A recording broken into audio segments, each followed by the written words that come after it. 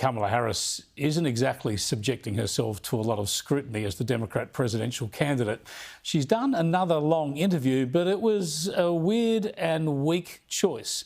With the election now just 4 weeks away, the Vice President sat down for a podcast named Call Her Daddy, and the host seemed as surprised as anybody.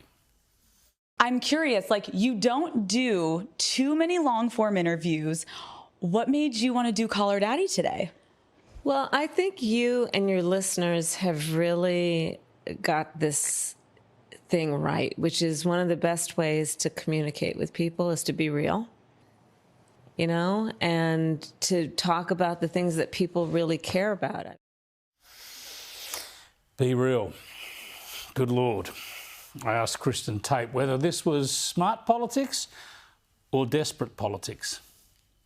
Well, the fact that Kamala Harris decided to go on that podcast at this time tells you everything you need to know about her.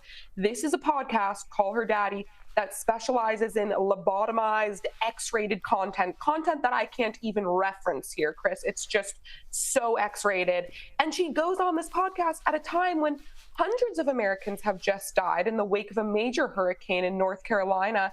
And we have another hurricane barreling towards Florida that's supposed to be the worst in decades that this country has seen. Meanwhile, FEMA is saying it's out of money as it has spent billions of dollars in the last few years helping illegal immigrants. Where is the leadership? This is the sitting president of the United States, and she's going on this podcast with this brain-dead host who probably can't even spell budget deficit, who won't ask her any questions about the economy or these hurricanes or anything else going on in the country. So they spend the whole time talking about abortion and so-called women's rights. It's an absolute joke. Well, I have to pick you up, Kristin. There was one reference ever so oblique to the economy. She said that young people sometimes were not having children because it's too expensive. So there was a cost of living reference. Let's have a look at it. How are you going to help young people not feel left behind? So, first of all, it's a very real issue, and we need to take it seriously. And I do take it very seriously. So there are a number of issues that contribute to that feeling. One is housing is too expensive. How about that for an answer on her economic plan? Yes, she takes it so seriously that as vice president, she's done nothing. What have you done in the past few years other than make it worse and more expensive for families in this country, Kamala? But of course, there were no real follow-up questions. This debate was lacking wholly in substance. But hey, that's what you expect when you go on the Call Her Daddy podcast. Yeah, indeed. Incredible stuff. Very worrying, really. Let's have a look at another presidential candidate from the Democrat side, one who was famous for talking about the deplorables who would vote for Donald Trump. That is, of course, Hillary Clinton. She's said the quiet bit out loud again in this answer when she's talking about how there should be more controls over the digital media giants. Have a listen. If the platforms, whether it's Facebook or Twitter X or Instagram or TikTok, whatever they are, if they don't moderate and monitor the content, we lose total control. Lose total control? Does she think they have total control over the media as it stands? Well, she feels that they're losing control because of platforms like X. These Democrats used to at least pretend to care about the freedom of speech, but now they're just open about their hatred of it. But here's what I wonder, Chris, when I listen to that. She says, we will lose total control. Who is we? I guess that's supposed to mean Democrats and the deep state. And of course, Hillary, she can spread disinformation about Trump being a Russian asset. But you, normal working class American, you weren't allowed to post things on Twitter about Hunter's laptop, which ended up being all totally true. These tyrants, they're so power hungry, Chris, and they don't want to just control the narrative. They want to control reality. They tell us men can get pregnant, people can switch their genders, and all of these things that just don't hold up when the slightest amount of pressure is applied to these theories. They're all fake. The only way they can implement these crazy ideas is if they have total control over conversations in this country. Absolutely, total control. Hey, now we know Elon Musk, the billionaire and the bloke who bought X, of course, renamed it X after he bought it as Twitter. He's on board fully with Donald Trump, even appeared at a rally with him this week. But he's got an interesting theory as to why a lot of other billionaires actually support the Democrats. Have a look.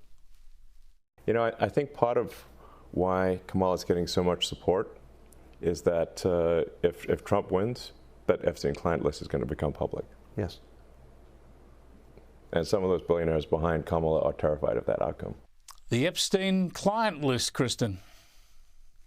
Of course, he's correct about that. There are people out there who are absolutely terrified that if Trump wins, the truth will become known about Epstein. Elon Musk actually just appeared with Trump at a rally the other day, his first back in Butler, where he was shot a couple months back. And it's so incredible to have Elon on board. Not that he'll switch over tons of voters, although he may, but because now more rich and famous people, more very wealthy people in business may have the courage to come forward and support Trump also. Of course, we're those who don't have things to hide with regard to Epstein. But I of course, think he's correct in his comments to Tucker. Yeah, just quickly, Kristin, you've written again that you think Donald Trump should push for another debate with Kamala Harris. Now, I've tended to agree with you. I think he'd do very well in another debate, but he could be on track to win already, couldn't he? Maybe it's a risk he doesn't need to take. It's just too close right now, Chris. And with Democrats trying to expand mail-in voting and making Election Day into election month, it's really imperative that Trump turn out his base as much as possible and get as many of those independents as he can. And there are no more inflection points left in this race where a serious landmark change could happen, except for the possibility of another debate. He needs it. Actually, both candidates kind of need it, but Trump has more of an opportunity to absolutely bury Kamala. Hopefully he learned from his mistakes in that first debate where he had so many missed opportunities. He should be more focused this time, more disciplined, and if he can do that and bury her where she deserves to be buried, on the economy, on immigration, and on crime, those three subjects, he could really get some points back over on his side, which he needs right now, because again, this race is just so tight. He needs every point he can get. Yeah, Kristin, I think you're right on political strategy, and I also think voters in the US deserve it. So we'll see what happens. Thanks for joining us again. Thank you so much, as always, Chris.